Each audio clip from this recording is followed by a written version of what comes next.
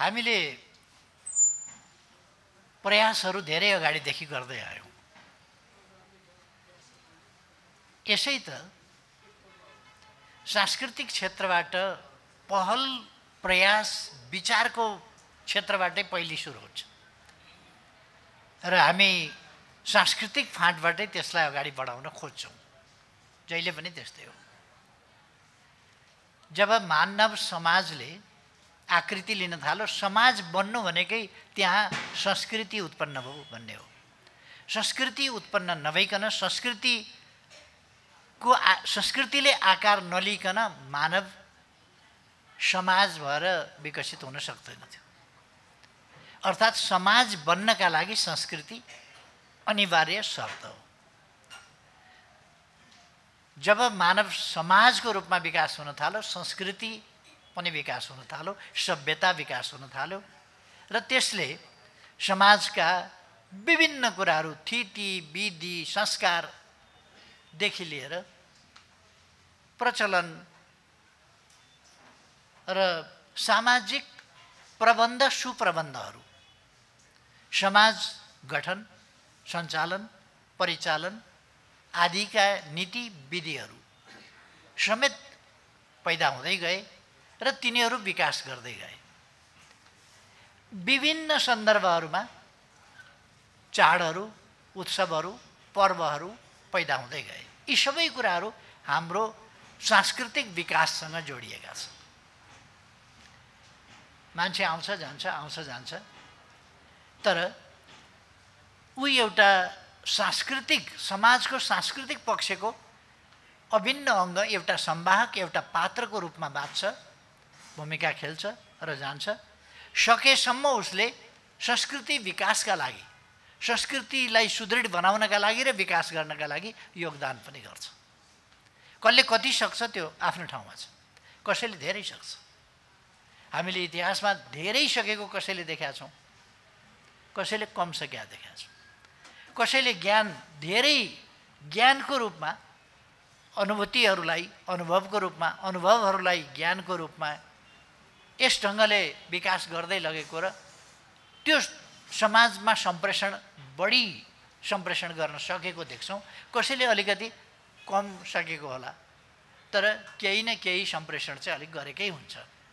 यदि साह्रै अन्जानमै बालकमै उसको जीवन अन्त्य भएन भने उसले केही न केही त समाजका लागि सांस्कृतिक पक्षमा पनि उसले गरेकै हुन्छ योगदान। आज मलाई खुसी लागेको छ, गर्व लागेको छ, सांस्कृतिक क्षेत्रमा ठुलो योगदान गरेका साथीहरू, थुप्रै साथीहरू आजको समयमा, आजको युगमा, आज निर्माण गर्न, आज जेलाई भन्छौँ हामी, त्यो आज निर्माण गर्न र आजबाट अगाडि बढ्न थुप्रै योगदान गर्नुभएका विद्वान मित्रहरू यहाँ हुनुहुन्छ। म सम्झिन्छु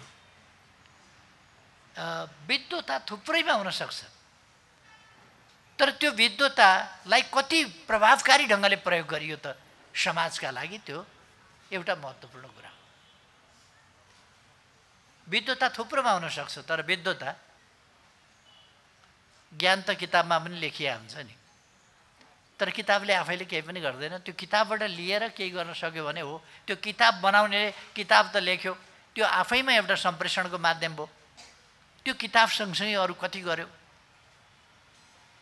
हाम्रो अगाडि मोहननाथ प्रसिद्धजी हुनुहुन्छ, म देख्छु उहाँ थुप्रै कुराको, थुप्रै विधाको विद्वान हुनुहुन्छ, तर उहाँले लेखेका 3टा किताब सायद नेपाली समाजलाई अगाडि बढाउने सन्दर्भमा असाधारण योगदान गरेका छन्।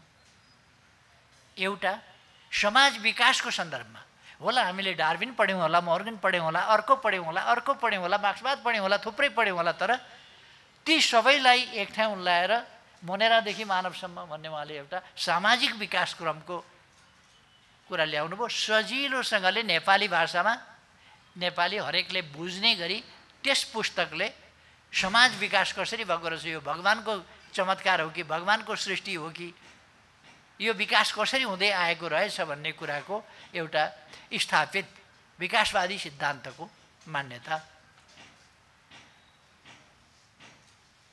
त्यो मान्यता अनुरूप उहाँले त्यो पुस्तक लेख्नुभयो। त्यसले नेपाली समाजलाई धेरै परिवर्तन गर्यो। नारी बन्धन र मुक्ति अर्को लेख्नुभयो। महिला जागरणको सन्दर्भमा समकालीन युगमा एउटा पुस्तिका छ, त्यो सानो, तर त्यसको आलोचना पनि गर्न सकिन्छ। कतिपय पक्षहरूमा आलोचना पनि गर्न सकिन्छ, आलोचना गर्नु त छुट छँदैछ।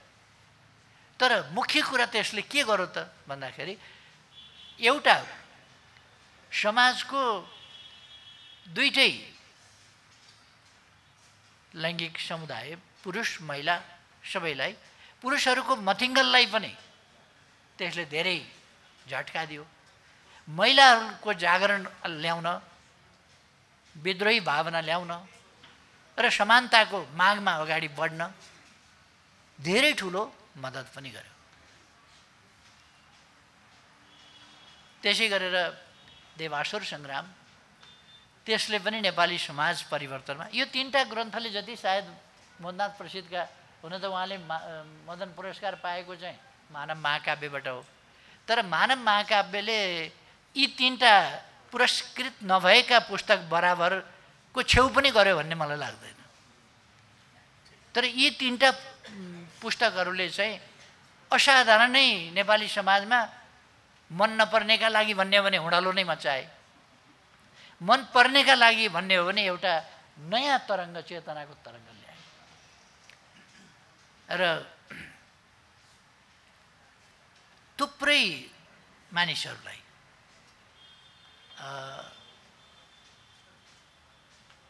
मलाई नै लाग्छ, म सानो सानो हुँदा किताब पाइँदैन थियो।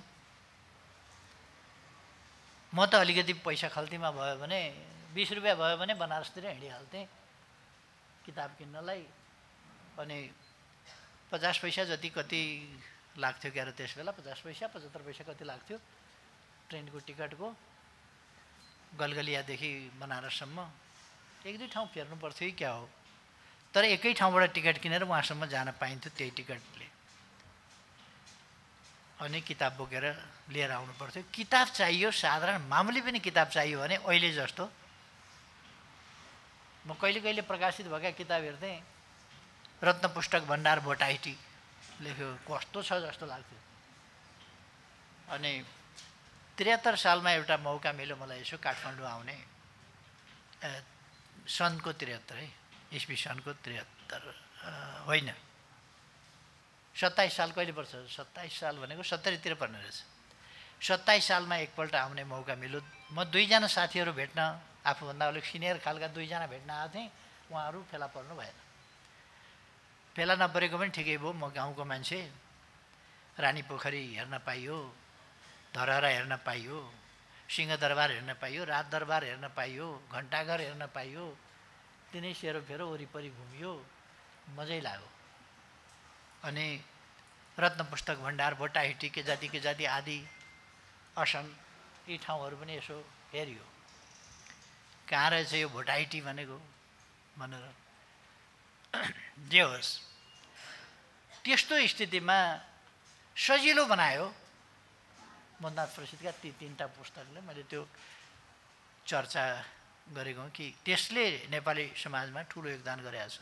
त्योभन्दा अगाडि अनेकले गरेका छन्, अनेकले सांस्कृतिक फाँटबाटै गरेका छन्। चाहे धरणीधरले भने हुन्, चाहे सिद्धिचरणले भने हुन्, चाहे लेखनाथले भने हुन्, चाहे समले भने हुन्, चाहे देवकोटाले, चाहे भीमनिधिले, चाहे भवानी भिक्षुले, चाहे अर्कोले कसैले, अथवा गुरुप्रसाद मैनालीले, अनेकले भनेका अनेकका ग्रन्थहरूमा अनेक कुराहरू उनीहरूले केही न केही सम्प्रेषण गर्न पनि खोजेका छन्। असन्तुष्टि, सामाजिक असन्तुष्टि पनि व्यक्त गर्न खोजेका छन्, केही परिवर्तनको सङ्केत पनि गर्न खोजेका छन्। केहीले अलिक ठुलो स्वरमा बिगुल बजाएका छन्, केहीले अलिकति सानै स्वरमा बजाएका होला। केहीले तत्कालीन सत्तासँगको सन्तुलन नबिग्रियोस् भन्ने कुरालाई पनि ध्यानमा राखेका छन्, केहीले तत्कालीन सत्ताका विरुद्ध पुरै बगावत गरेर पनि उत्रिएका छन्। यस्तो थुप्रैले गर्दै आएका छन्। त्योभन्दा अगाडि विदेशी योगमाया जस्ता साधारण महिलाले असाधारण कुराहरू दिएका छन्, असाधारण अभिव्यक्तिहरू। अघि मोहननाथ प्रसादजीले यहाँ म आउँदै गर्दाखेरि जो मानवतावादको कुरो गर्दै हुनुहुन्थ्यो, मानवीय समानताको, मानवीय सम्मानको, मानवीय जीवनको महत्ताको, मानवीय मूल्यको कुरा गर्दै हुनुहुन्थ्यो। हो त्यही कुराको सार तत्त्व त्यस बेला ती साधारण गाउँकी महिला योगमायाले गरे पाइन्छ। अथवा त्यसरी के भने सामाजिक उत्थान परिवर्तनमा मानिसहरूले कोसिस गरेका छन् सांस्कृतिक फाँटबाट। यो सबै पनि सांस्कृतिक फाँट नै हो। संस्कृति एउटा व्यापकै क्षेत्र हो र त्यसभित्र यसबारेमा मैले विद्वानहरूका बिचमा केही धेरै भनिरहनु पर्ने नै छैन। कतिपय विद्वानहरूले भन्ने गर्छन् म आफ्नो सन्तुष्टिका लागि लेख्छु, लेख्नुको मेरो कुनै उद्देश्य छैन, म चित्र बनाउँछु आफ्नो सन्तुष्टिका लागि, कविता लेख्छु आफ्नो सन्तुष्टिका लागि, काव्य लेख्छु आफ्नो सन्तुष्टिका लागि, खण्डकाव्य, महाकाव्य, कथा, निबन्ध जे लेख्छु आत्मसन्तुष्टिका लागि। आत्मसन्तुष्टिका लागि यथार्थमा भन्ने हो भने कुनै रचना आत्मसन्तुष्टिका लागि कसरी बन्छ म बुझ्न सक्दिनँ। आत्मसन्तुष्टिका लागि कथा कसरी बन्छ? कथा त पात्रहरू तयार गर्नु पर्ला, त्यसले एउटा समय, योदेखि यो समयसम्मको कुरा भनेर त्यसले समयभित्र चल्न पर्ला। त्यो कमसेकम 10,000 वर्ष अगाडिको पनि हुनु र आजको पनि हुनु त सम्भव छैन। आज मोबाइलका कुरा आउँछ कथा लेख्दा, च्याटका कुरा आउँछ, टिकटकका कुरा आउँछ, फेसबुकका कुरा आउँछ। तपाईँले 50 वर्ष अगाडिको साहित्य लेख्ने हो भने त न च्याट, न ट्याकटुक, न फेसबुक, केही पनि आउँदैन नि। त्यसकारण त्यो त समय त त्यसमा रिफ्लेक्ट हुन्छ नै। के भन्न खोजेको हो भन्ने नभइकन त ती पात्रहरूले कसरी बोल्ने भन्न खोजेको कुरो चाहियो नि पहिले त। त्यसकारण होला आत्मसन्तुष्टिकै लागि होला कतिको, तर आत्मसन्तुष्टिका लागि भए पनि त्यो आत्मसन्तुष्टिका लागि हो, त्यो समाजसँग कुनै सरोकार छैन भने त्यो पठनीय पनि छैन, ग्रहणीय पनि छैन, कुनै अर्थ पनि त्यसले राख्दैन। कुनै लेखकले यदि आत्मसन्तुष्टिका लागि मात्रै लेख्ने हो र समाजका लागि, मानव जातिका लागि नलेख्ने हो भने पहिले नै घोषणा गरिदिए हुन्थ्यो। कमसेकम त्यो पुस्तक पढ्ने ओर्ने, त्यो रचनामा समय खर्च गर्ने झन्झट गरिदिन्थ्यो, अरूले पनि झन्झट गर्ने आवश्यकता पर्दैन थियो। अब हाम्रो आन्दोलन पनि जहाँ आइपुगेको छ, आज बनाउनका लागि हाम्रो सांस्कृतिक क्षेत्रले, पहिले पनि हामी सांस्कृतिक क्षेत्रमा, चाहे ती रोदीघरमा हुन्, चाहे ती तीजमा हुन्, चाहे ती अघि पछि हुन्, चाहे बिहाबारी आदि इत्यादिदेखि लिएर अनेक सन्दर्भहरूमा आक्रोश अथवा पीडा, व्यथा, असन्तुष्टिहरू जाहेर गर्ने, पोख्ने र परिवर्तनका आकाङ्क्षाहरू राख्ने कुराहरू प्रकट हुनै गरेका थिए। कति व्यवस्थित, कति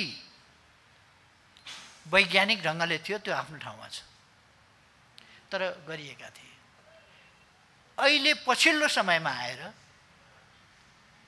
सांस्कृतिक क्षेत्रलाई, सांस्कृतिक रचना वा गतिविधिहरूलाई स्पष्ट दिशा निर्देश गरेर यस दिशामा जाने हो भनेर, यसलाई एउटा सभ्य मानवीय समाजलाई, मानवीय सभ्यतालाई अझ बढी सभ्य, अझ बढी न्यायोचित, अझ बढी विकसित, अझ बढी आधुनिक, अझ बढी सुविधा सम्पन्न, अझ बढी मानवोचित यस्तो बनाउने प्रयासमा हाम्रा सांस्कृतिक अभ्यासहरू केन्द्रित भए। म हाम्रा सांस्कृतिक कर्मी सबै साथीहरूलाई धन्यवाद भन्न चाहन्छु। सांस्कृतिक कर्मी साथीहरूले धेरै ठुलो गुण लगाउनु भएको छ समाजलाई, कि आफ्नो चेतनालाई व्यवस्थित गरेर आफूले समाजका लागि दिनुपर्ने कुराहरू, सम्प्रेषण गर्नुपर्ने कुराहरू विभिन्न माध्यमबाट सम्प्रेषण गर्नुभएको छ। देख्दा देखिएला मूर्ति मात्रै बनाएको छ, तर मूर्ति बनाउँदाखेरि पनि हाम्रो इतिहास कोरिएको हुन्छ। त्यहाँ चित्र बनाउँदा पनि हाम्रो इतिहास कोरिएको हुन्छ, हाम्रो सभ्यता कोरिएको हुन्छ, हाम्रो संस्कृति कोरिएको हुन्छ, हाम्रो परम्परा कोरिएको हुन्छ, हाम्रो पृष्ठभूमि कोरिएको हुन्छ त्यसमा, र त्यसमा हाम्रो वर्तमान पनि रिफ्लेक्ट भएको हुन्छ, हाम्रो ज्ञान रिफ्लेक्ट भएको हुन्छ। त्यसै गरेर अरू विधाहरूमा पनि, र त्यसले अगाडिको बाटो खोजेको हुन्छ। कति सिस्टमेटाइज छ त्यो आफ्नो ठाउँमा छ। मैले देशलाई जगाउनका लागि धेरै ठाउँमा बोलेको छु, कोसिस गरेको छु, अनेक गरेको छु, तर एउटा गीत फुत्ता आउँछ अनि साई पनि एमाले मै पनि एमाले भन्छ। मैले 100 ठाउँमा गएर गरेको भाषणभन्दा 2टा लाइन बढी प्रभावकारी हुन्छ। साई पनि एमाले मै पनि एमाले, कुरो खतम। त्यति बुझ्यो भने त नेपाल बुझिहाल्यो नि, त्यति बुझ्यो भने त आजको आवश्यकता बुझिहाल्यो नि। त्यसैमा त छ तत्त्व। साई पनि एमाले मै पनि एमाले, हामी सबै एमाले। एमाले किन हुनु पर्यो अब त्यसपछि? देश बनाउन भन्ने कुरा आउँछ।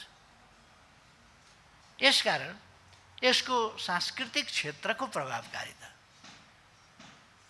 असाधारण छ। यसले पारेको असर असाधारण छ। मैले भने नि, म समाजलाई जगाउँदै हिँड्न खोज्छु, भन्दै हिँड्न खोज्छु। हामी यहाँ थियौँ, हिजोको विगतमा अहिले मैले गर्न खोजेको कुरो के हो? एउटा मेरो क्याम्पेनभित्र के पर्छ अहिले नेकपा एमालेको अध्यक्षको हिसाबले, अथवा म सरकारमा हुँदा प्रधानमन्त्रीको हिसाबले पनि मैले गर्न खोजेको कुरो के हो भने, हाम्रो विगत बिर्सिनु हुँदैन, हाम्रो इतिहास बिर्सिनु हुँदैन, हाम्रो सभ्यता बिर्सिनु हुँदैन, हाम्रो संस्कृति बिर्सिनु हुँदैन। त्यसो भएपछि हाम्रो पहिचान खोज्न पहिचानको राजनीति भनेर गर्नु पर्दैन। पहिचानको राजनीति समग्र नेपाली पहिचानमा हाम्रो राजनीति, हाम्रो समाज, समग्र समाजमा हाम्रो पहिचान प्रतिबिम्बित हुन्छ। अब त्यसबाट संकीर्ण संकीर्ण संकीर्ण पार्दै पहिचानलाई साँगुर्याउँदै साँगुर्याउँदै साँगुर्याउँदै लाने हो भने अनि नेपाली भन्नभन्दा अगाडि अर्को भन्ने, अर्को भन्नभन्दा अगाडि यो अर्को भन्ने, आफूलाई झापाली भन्नु पर्यो, झापालीलाई पनि झापालीको पनि 5 नम्बर क्षेत्रको भन्नु पर्यो, 5 नम्बर क्षेत्रमा दमकको भन्नु पर्यो, दमकको वार्ड नम्बर 5 मा घर भएको भन्नु पर्यो। अनि गर्दै गएपछि अनि जात भन्नु पर्यो, जात मात्रै भनेर भएन, थर भन्नु पर्यो, थर मात्रै भनेर भएन, गोत्र भन्नु पर्यो, पुर्खा कहाँबाट आएका थिए खोज्नु पर्यो, कोसँग के सम्बन्ध पर्छ खोज्नु पर्यो, र अरू बाँकी अलग हुन्छन्। आजको हाम्रो आवश्यकता राष्ट्रिय पहिचान हो। त्यो पहिचान भनेको संस्कृतिले दिन्छ, पहिचान भनेको संस्कृतिले दिन्छ। अघि मोहननाथ प्रसादजीले भन्नुभयो नि, रङले, अरू कुनै कुराले मान्छेको रङ हेरेर तपाईँ कति विद्वान छ भन्न सक्नुहुन्छ र? कति विद्वान छ भन्ने कुरा रङ हेरेर भन्न सक्नुहुन्न, नाक हेरेर भन्न सक्नुहुन्न, आँखा हेरेर भन्न सक्नुहुन्न। कति विद्वान छ, कति जान्दछ, कति सामाजिक चरित्रको छ, कति समाजका लागि उपयोगी छ, कति समाजलाई बिथोल्ने खालको छ। त्यो कुरा त्यो रङ हेरेर हुँदैन, नाक कान मुख आँखा हेरेर हुँदैन। त्यो व्यक्तिमा निर्भर गर्ने कुरा हो। त्यस कारण कालो छ कि गोरो छ, होचो छ कि अल्गो छ, केही अर्थ छैन। मुख्य कुरा उसको विचार हो। त्यो विचार हामीले हाम्रो सांस्कृतिक पृष्ठभूमिबाट आजको सन्दर्भमा आइपुग्दा कति त्यसलाई वैज्ञानिक बनाउन सकेका छौँ, कति यथार्थ बनाउन सकेका छौँ। हुन त आजकल मान्छे हिँड्नु छ एकातिर, जाँदैछ एकातिर, भन्छ अर्कै कुरा, लाग्छ भक्तपुरतिर, भन्छ म कलङ्कीतिर जाँदैछु। तपाईँ हामीले सुन्यौँ भर्खरकै उदाहरण छ नि त, टड्कारो उदाहरण। कता हिँड्या मान्छेले कता कलङ्की हिँड्दैछ भक्तपुर जान्छु भन्दैछ, भक्तपुरतिर गइराखेको छु भन्छ, बनेपा जाने हो हुँदै अगाडि बढ्ने हो भन्छ अझै चर्को स्वरमा, जाँदैछ कलङ्कीतिर। त्यो त हामीले देख्यौँ नि त। वामपन्थीहरूको 64% को स्थिति छ पार्टी फुटाउने, पार्टी फुटाउने, कम्युनिस्ट सरकार ढाल्ने, सबै ठाउँमा कम्युनिस्टलाई कमजोर पार्ने, कमजोर पार्न कुद्ने, अनि समाजवादको नेपाली बाटो भन्ने त्यसलाई। अहिले भर्खरै एउटा महाधिवेशन सकियो, समाजवादको नेपाली बाटो भन्ने एउटा पुस्तिका कति साह्रो ढाँट्न सकियो भने अचम्मै नि। कम्युनिस्ट पार्टी फुटाउने, सरकार आफ्नै ढाल्ने, आफ्नो पार्टी तसनस पार्ने, अर्काको पछाडि पछाडि लाग्ने, मित्रलाई शत्रु घोषणा गर्ने, अनि प्रतिस्पर्धीलाई मित्र ठान्ने, विपक्षीलाई मित्र ठान्ने, जोसँग फिलोसफी मिल्दैन, आइडियोलोजी मिल्दैन, केही पनि मिल्दैन, उसलाई दर्शन सिद्धान्त विचार केही पनि नमिल्ने, राजनीति नमिल्ने, उद्देश्य नमिल्ने, गन्तव्य नमिल्ने, बाटो नमिल्ने, त्यस्ताहरूसँग अस्ति हामीले देख्यौँ नि एउटा साझा, न्यूनतम साझा कार्यक्रम कतै जाने नै छैन। त्यो किन एउटा भन्छ यता दुईटी छोरीको कुरा त बुढाले गर्दा एउटी माग्छे घाम, अर्की मान्छे पानी भनेको छ। अब यो 5वटा भएपछि त घाम पनि माग्छ, पानी पनि माग्छ, छाया पनि माग्छ, के पनि माग्छ, बादल पनि माग्छ, कुहिरो पनि माग्छ, आकाश छाङ्ग भएको पनि उज्यालो पनि माग्छ। यस खालका कुराहरू पनि हुने गरेका छन्। एक त गर्दैछ तर भन्दै अर्कै छ र जनतालाई हलमल पार्दैछ, भ्रममा ल्याउँदैछ। सांस्कृतिक विचलन हुनु हुँदैन भन्छ, भीषण विचलन गरिरहेको छ, भीषण विचलन। अघि उद्घोषक मित्रले यहाँ भनिरहनु भएको थियो यस्तो यस्तो भइरहेको छ। म ती सबै कुराहरू दोहोऱ्याउन चाहन्न, मलाई अर्को मिटिङमा पनि जानु छ। अहिले उहाँहरू पर्खिरहनु भएको छ उता।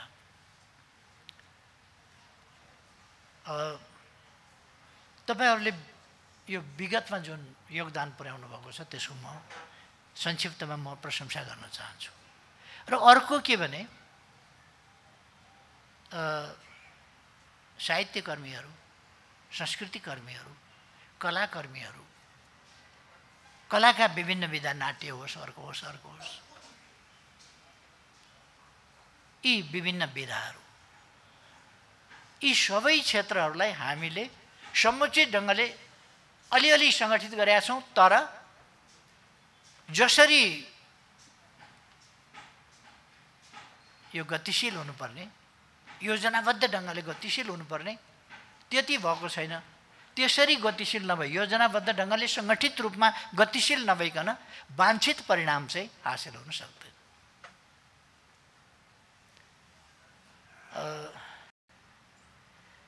नेकपा एमाले फुटाउन र एमालेलाई समाप्त पार्नु अग्रगमन हो भन्ने, कम्युनिस्ट सरकार ढाल्नु अग्रगमन हो भनेर पार्टी फुटाएर हिँडेका एकजनाले अस्ति भनेछन्। मैले राम जन्मभूमि यहाँ नेपालमै पर्छ है, पुरानो ठोरी, अहिले अलिकति ठोली अलिकति उ पर्ला। मैले गरिरहेको कुरा त 4000 वर्ष अगाडिको हो। त्यसलाई कसैले 7000 भन्ला, कसैले 9000 भन्ला, कसैले 12000 भन्ला, कसैले के भन्ला, तर कमसेकम 4000 वर्ष अगाडिको आजको कुरा होइन। यहाँनेरि पर्छ राम जन्मभूमि। जब राम जन्मभूमि यहाँ पर्छ भने राम, सीता, लक्ष्मणको शालिग, हनुमानको शालिग किन बनाएर नराख्ने? त्यहाँ राखियो। एकजनाले अस्ति भनेको मैले सुने, केपी ओली वामपन्थी होइन रामपन्थी हो भनेर भनेछ। वामपन्थी भनेको के हो भन्ने कुरा चाहिँ कति बुझ्या रहेछन् उनले भन्ने कुरा हाम्रो सभ्यता, हाम्रो संस्कृतिको पृष्ठभूमिबाट नआइकनको वामपन्थी हो भने हावा वामपन्थी हो, त्यो वामपन्थी नै हुन सक्दैन। हाम्रो सांस्कृतिक पृष्ठभूमि, हाम्रो इतिहास, हाम्रो पूर्वीय दर्शन, हाम्रो पूर्वीय सभ्यता, हाम्रो पूर्वीय संस्कृति, यसको जगमा नउठिकन हामी हाम्रो समाजलाई अगाडि बढाउँछौँ या समाज आज यहाँ आइपुगेको छ यसलाई अगाडि बढाउँछौँ भन्नुहुन्छ भने म त्यसलाई सम्भव देख्दिनँ। त्यो अरूको नकलबाजीमा समाप्त हुन्छ, नकल मात्रै हुन्छ। त्यो नकलले कुनै काम दिँदैन। त्यो नकल चाहिँ गोपीकृष्ण कौ त सुगाले पनि भन्छ, यो उसले पनि भन्छ, बोल्छ नि त्यो पनि, तर अर्थ बुझेर बोल्दैन। मान्छेले अर्थ बुझेर भने हुन्छ। गोपी कृष्ण कहो भनेर उसलाई सिकाएको बडो पुण्य कार्य गरिराखेको छ उसले, चरा मार्फत भए पनि कृष्णलाई सम्झिएको छ, उसले पुण्य कार्य गरिराखेको छ भन्ने ठानेर हुन्छै हुँदैन, त्यो आफ्नो ठाउँमा होला। तर सुगालाई पुण्य कार्यसँग पनि मतलब छैन, केही पनि मतलब छैन। जे लगातार भन्ने गरिएको छ त्यो सुन्छ र त्यो लगातार भन्ने गरिएको कुरा भन्छ। वामपन्थी भनेको लगातार भन्ने गरिएका सुनिएका कुराहरूको रिपिटेसन होइन। मार्क्सवाद भनेको भन्ने गरिएका र सुन्ने गरिएका कुराहरूको पुनरुक्ति होइन, फेरि वाचन होइन। मार्क्सवाद भनेको पुनर्वाचन होइन।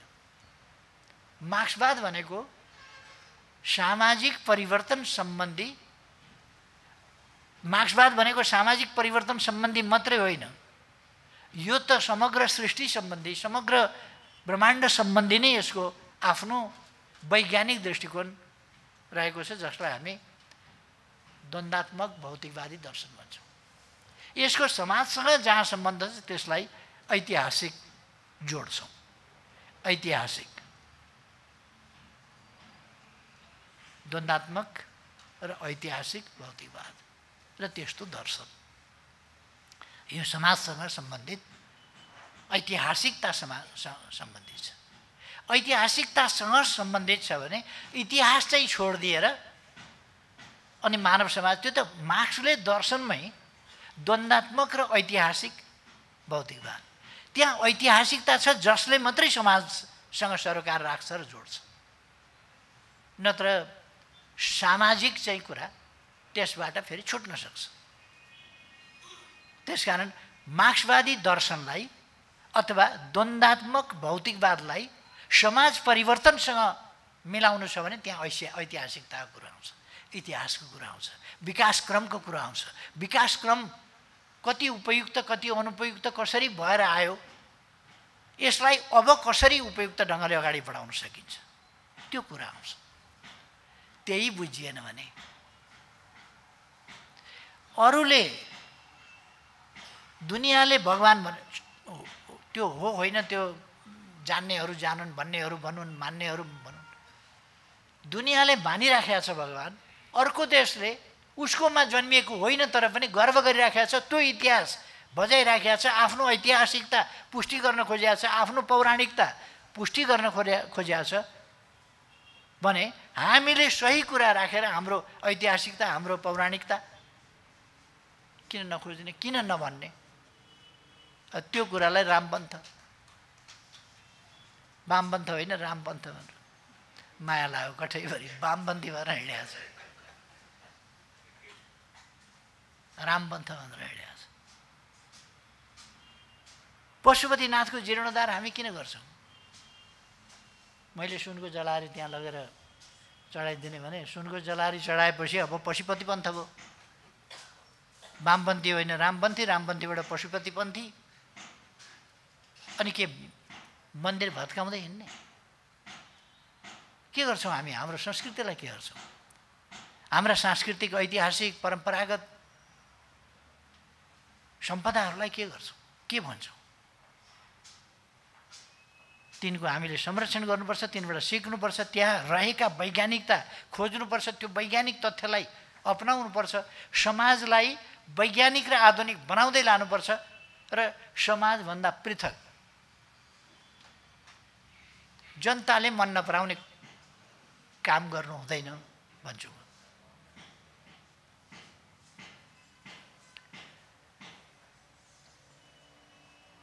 अब विशुद्ध एकाडेमिक व्यक्तिहरू र हामीहरू पोलिटिसियनमा अलिकति फरक के पर्छ भने एकाडेमिक व्यक्तिले उनीहरूको ठाउँमा यो खानु ठिक छ, त्यो खानु ठिक छ, हाम्रोमा त्यो पूजा गर्नु पनि ठिक छ भन्न सक्नुहुन्छ। हामी पोलिटिक्स गर्ने मान्छेले कहाँ के खानु ठिक छ ठिक छैन भनेर चर्चा अनावश्यक किन गर्छौँ र? गर्दैनौँ। हुन्छ कि हुँदैन त्यो एकाडेमिक मान्छेहरूले भन्नुहोस्। हामी चाहिँ के भन्छौँ भने यहाँ के हुन्छ, यहाँको जनताले के मन पराउँछ, जनताले के भन्छ, त्यो जनताको भावनामा ठेस पार्ने कुरो हामी गर्दैनौँ, काम हामी गर्दैनौँ। हामी किनभने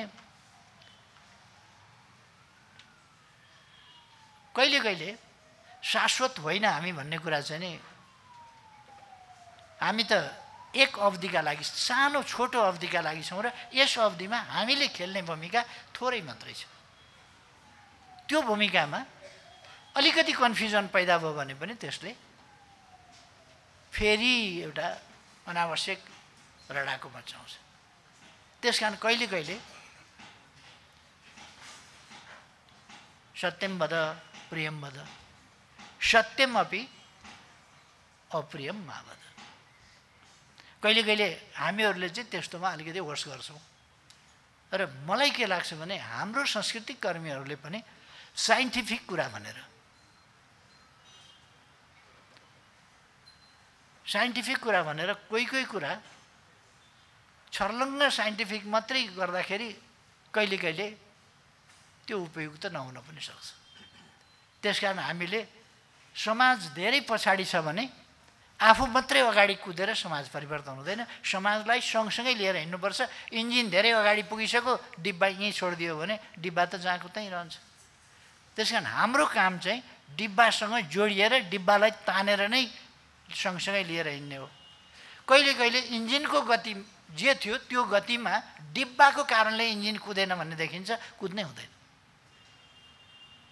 इन्जिनको पावर धेरै हुनसक्छ, रित्तै पायो भने धेरै तीव्र गतिमा कुद्न सक्छ। डिब्बा समेत बोकेर कुद्दाखेरि धीमा गति उसको हुनसक्छ, ढिलो हुनसक्छ। तर डिब्बा नबोकिकन इन्जिन कुद्यो भने किन कुद्ने त्यो इन्जिन? इन्जिन कुद्ने किन? त्यसको प्रयोजन के? त्यसको उपलब्धि के? त्यसको फाइदा के? त्यसकारण मैले समाजलाई साथै लिएर हिँड्दिनँ भने मेरा प्रयासहरूको अर्थ के? त्यसो गरेर यो समाजबाट अलग थलग भएको, पृथक भएको चेतना र अभ्यास हुन्छ। र त्यो अलग थलग भएको अभ्यासले समाजलाई परिवर्तन गर्न सक्दैन। समाजसँग एट्याच नै हुँदैन, उसको सम्पर्क हुँदैन, सम्बन्धै हुँदैन। त्यसकारण उसले सँगसँगै नै लिएर हिँड्नुपर्छ। हाम्रो सांस्कृतिक क्षेत्रले हाम्रो समाजलाई सँगसँगै आफू अगाडि चाहिँ बस्नुपर्छ। फेरि समाज जहाँ छ त्यहीँ डिब्बामै इन्जिन बस्ने हो भने डिब्बाले कसरी तान्ने त? त्यसकारण म पनि समाजको एउटा अङ्गै हुँ, रेलको अङ्गै हुँ, इन्जिन भए पनि रेलै हुँ। त्यसकारण म डिब्बामै बस्छु भन्यो भने त रेल त तानिँदैन नि त। इन्जिन हुनाले त्यस नातामा ऊ अगाडि बस्नुपर्छ, उसले नयाँ ऊर्जा दिनुपर्छ, नयाँ गति दिनुपर्छ, ड्राइभ गर्नुपर्छ। पहिले बिस्तारो गति हुन्छ, इन्जिनको पनि पहिले बिस्तारो गति हुन्छ। हाम्रो समाज ड्राइभ गराइमा पनि पहिले स्टार्टिङमा बिस्तारो बिस्तारो हुन्छ। 6 सालमा आजको पार्टी बनाउन सकिन्थ्यो र? पुष्पलालको कमजोरी हो र आजको पार्टी 6 सालमै बनाउन नसक्नु? होइन। त्यो त्यति बेला स्टार्टिङका बेला त्यस्तै हो, अलिकति सानै हुन्थ्यो। अब कुदाउने अर्को पाइयो, हतियार दिने अर्को पाइयो, प्रचार गरिदिने अर्को पाइयो, बिगुल बजाउने अर्को पाइयो। एम्बेसीमा लाने, एम्बेसीबाट गौचरणमा ल्याउने, गौचरणबाट दिल्ली उडाउने, दिल्लीबाट फर्काएर ल्याउने अर्को पाइयो भने त भाग्या राजा पनि आएर राजा हुन्छ नि त, हुँदो रहेछ। तर हामी अर्काले बोकेर, अर्काले उचालेर होइन। अर्काले हतियार दियो, अर्काले तालिम दियो भने त जनयुद्ध सनयुद्ध पनि हुँदो रहेछ नि त। त्यो पनि देखियो। हामी अरूबाट होइन, आफै आफ्नो उताले आन्दोलन एक ढङ्गले सिद्धिएको थियो। त्यस्तो सिद्धिएको बेला फेरि हामीले अर्को ढङ्गले एउटा झापाबाट सुरु गऱ्यौँ। त्यसपछि एकता एकीकरण पनि गर्दै लग्यौँ, आन्दोलन विस्तार पनि गर्दै लग्यौँ, एकता एकीकरण गर्दै लग्यौँ, सबै समूहहरूलाई सामेल गर्दै लग्यौँ। अन्तिममा गएर हामीले कहाँसम्म पुर्यायौँ भने 27-28 सालबाट निर्मल लामा मोहन विक्रमहरूले अलग धारको रूपमा अगाडि बढाएको अर्को एउटा लेफ्ट मुभमेन्टको अर्को स्कुलिङ, त्यो जो अहिलेसम्ममा आउँदाखेरि एकदमै भ्रष्ट बनाइसकेको छ, त्यसलाई समेत पनि हामीले एक ठाउँ ल्याएका थियौँ। एक ठाउँ ल्याएका थियौँ त्यसलाई। तर पानीसँग ढुङ्गा माटो बगेको हुन्छ, सधैँ पानीसँग निरन्तरसँगै बग्न सक्दैन, ठिक्रिन्छ, बस्छ, छेउतिर बस्छ। यस्तै हो। हामीले अलिक समय तान्न खोज्यौँ, लान खोज्यौँ, घिसार्न खोज्यौँ, तर त्यो छुट्टिन पर्ने उनीहरूको एउटा बाध्यता। खैर, हामी यहाँ सांस्कृतिक क्षेत्रका कुरा गर्दैछौँ।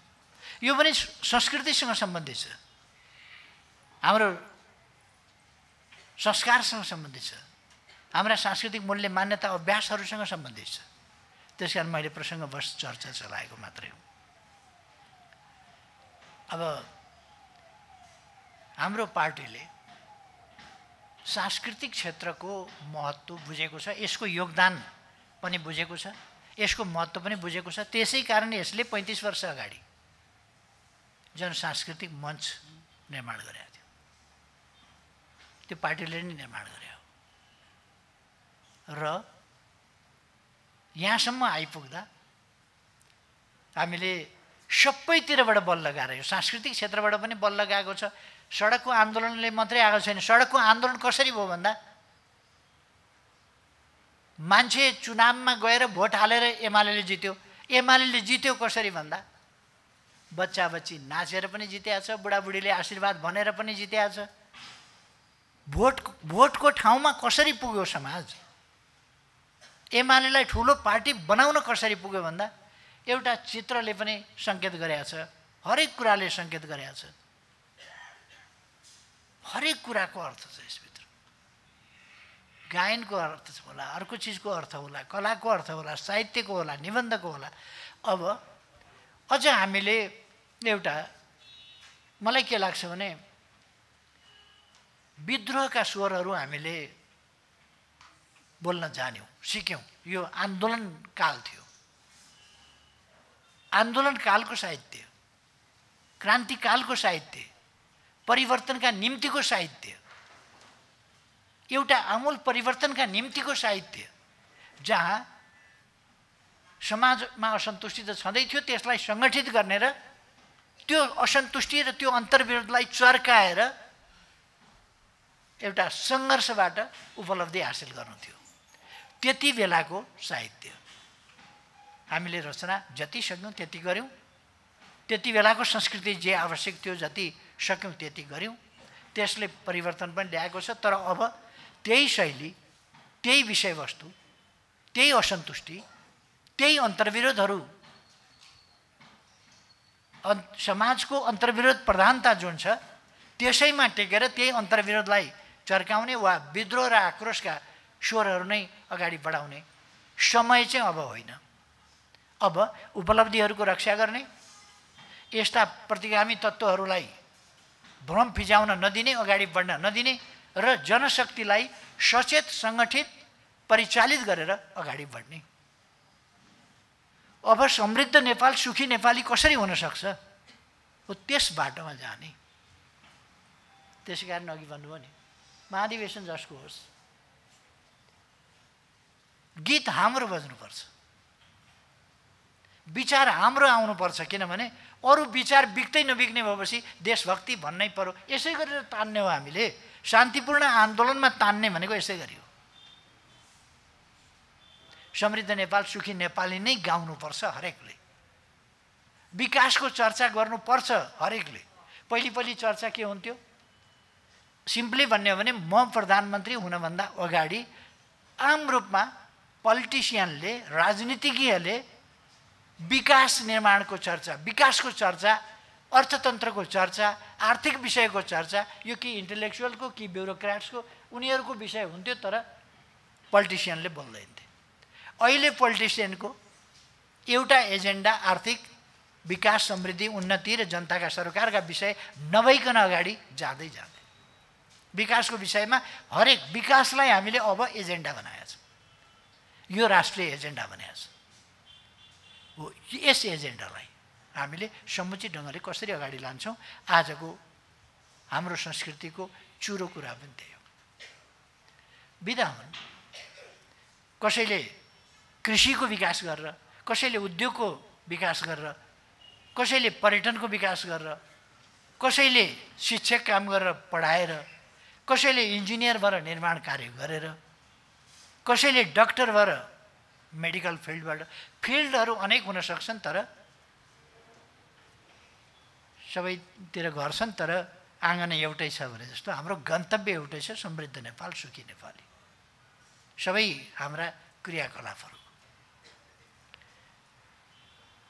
यस दिशामा हाम्रो सांस्कृतिक फाँट अगाडि जानुपर्छ। मदन भण्डारी कला साहित्य प्रतिष्ठानले 2-2.5 वर्ष अगाडि एउटा राम्रो कार्यक्रम गरेको थियो। यो हिमवत् खण्ड सम्बन्धी साहित्यिक सम्मेलन।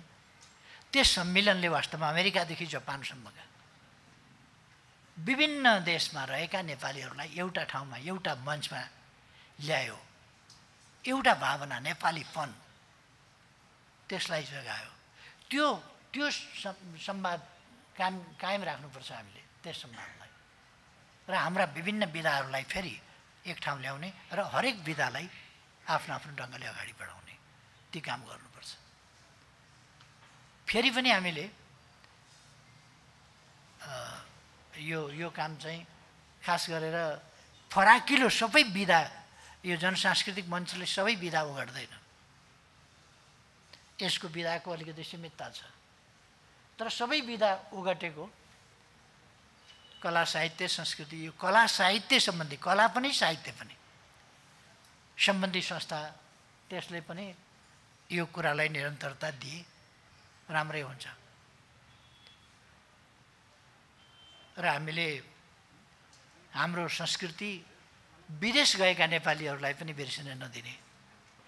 संस्कृति सम्झिनुको अर्थ, यसको कति महत्त्वपूर्ण अर्थ रहेछ, साथीहरूलाई एउटा कुरा सम्झाउँ,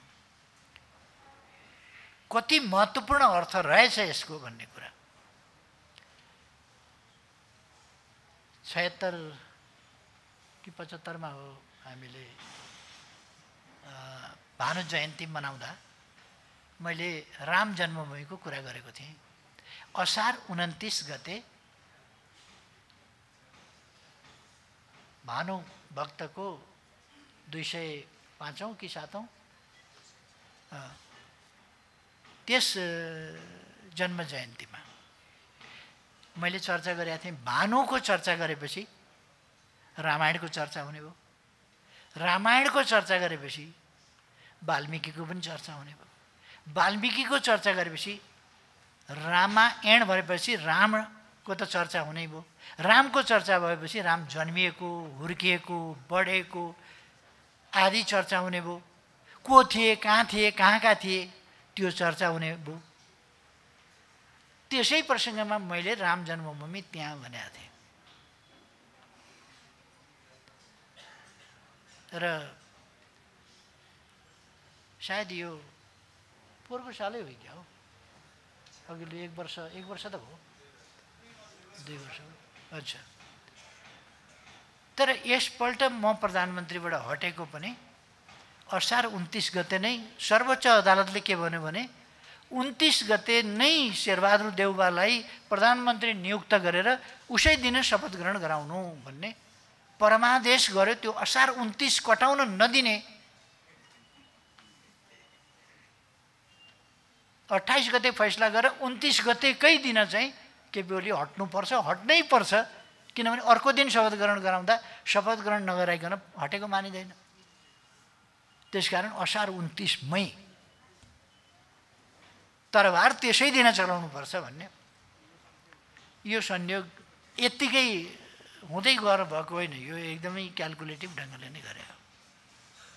यो महत्त्वपूर्ण नै रहेछ, यो कुरो निकै महत्त्वपूर्ण रहेछ। त्यसै कारण सम्मानित सर्वोच्च अदालत बाटोबाट कान्लातिर हाम फाल्नु पर्यो। संवैधानिक बाटोबाट कान्लातिर फाल हानेर प्रधानमन्त्री नियुक्त गर्ने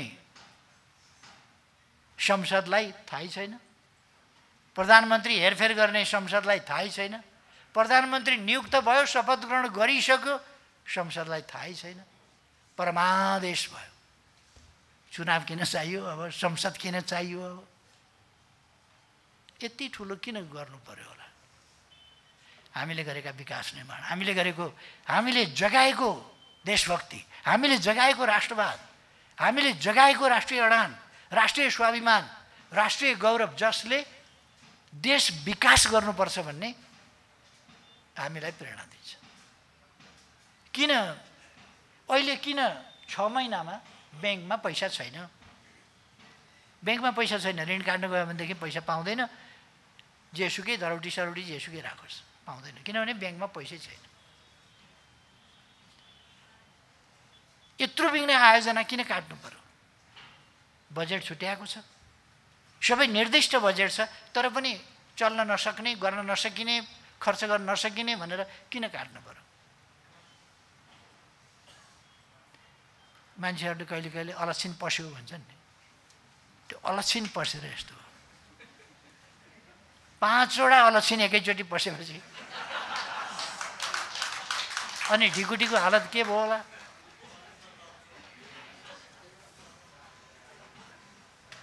त्यसकारण यस्ता कुराहरूका विरुद्ध हामीले चाहिँ हाम्रो सांस्कृतिक अभियानलाई योजनाबद्ध ढङ्गले अगाडि बढाउनु छ। म धेरै भन्दिनँ, साथीहरूले बुझिहाल्नुभयो यस अभियानलाई कसरी अगाडि बढाउने। हाम्रो पार्टीले यसको महत्त्व बुझेको छ र तपाईँहरूको साथमा नेकपा एमाले छ।